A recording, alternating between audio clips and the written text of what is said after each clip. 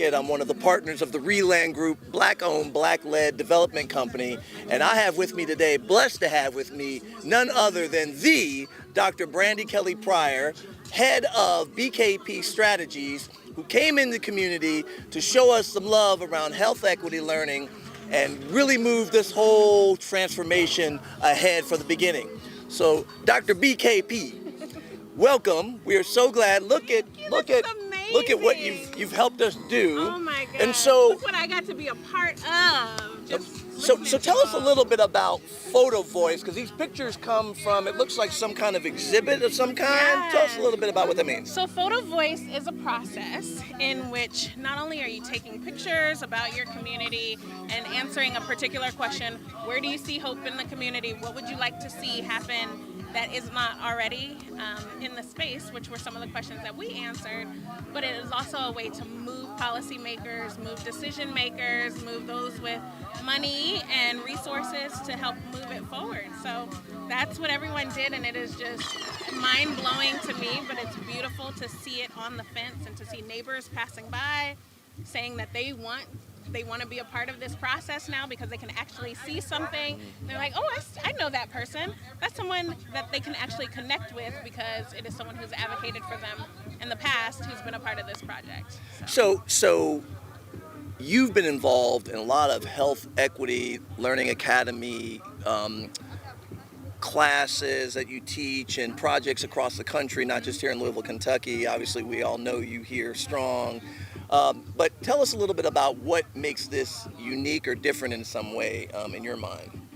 So this has been one of the first times that we've actually seen community members from the ground up. Sometimes the city might initiate the project, or there might be an outside organization that comes in. This was initiated by community members. And so Reland, definitely being a key partner, came to the table front and center and said, we are a part of this community. And so that is the most unique thing that I think I've seen anywhere. When we talk about health equity, we talk about those who have lived experiences are going to have the greatest understanding about what can change the problems and or the challenges that are in the community. And so having a community like this that was every voice had a vote.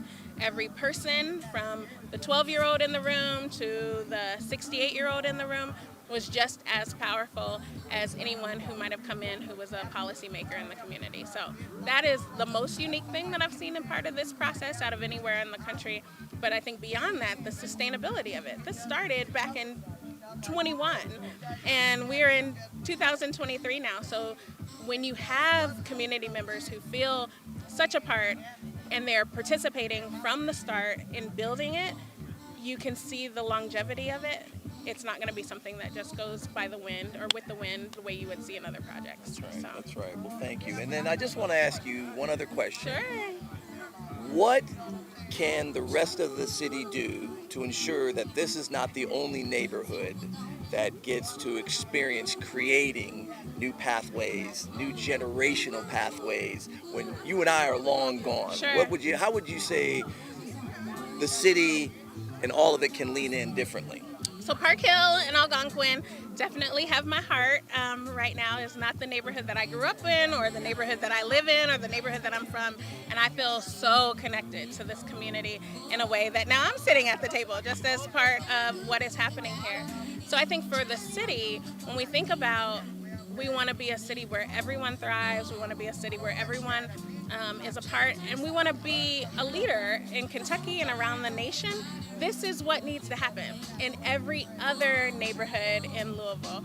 We have, probably over 15 different neighborhoods here alone in the west end of Louisville. But to think about what we could do if this is just one fence, right? Imagine what this fence could look like in different neighborhoods around the city. Imagine what it would look like for other parkway places to come out and actually contribute, and how we could change everything from the connectedness in the city to the violence to the way that people are actually living their best, their longest, lives possible and thriving. And it's this is what's doing it. So congratulations to Reland, congratulations to the Park Hill and Algonquin Community of Opportunity Board.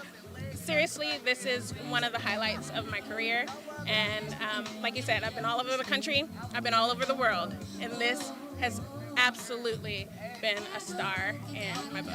Well, thank you. And we thank you because you have been such a huge spark to get this going in the right way. And we've learned a lot from you. And we love the fact that you're still going to keep rocking with us and making this happen. You can't get rid of me. And so, community of opportunity, what does that mean? That means that every single person believes and feels that they can meet their fullest potential. And if they don't feel that way, then we don't have a community of opportunity. So we have a lot of work to do, and right across the street is where we need to really see thriving communities and opportunity happening in a way that we've never seen in this city. And so we just appreciate you, Brandy, for coming in and leaning in, and we're excited to see what happens. Thank you all. All right.